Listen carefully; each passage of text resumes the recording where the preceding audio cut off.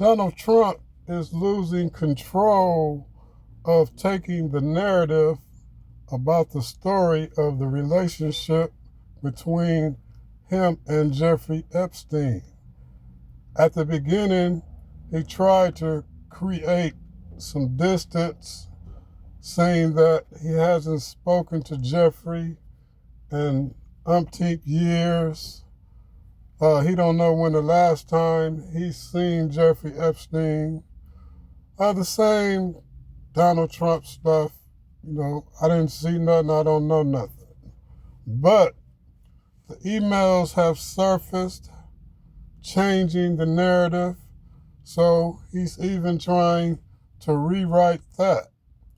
But we have an upcoming vote sometime this week that is coming out about the Epstein files. And so they're saying that they should pass through the House.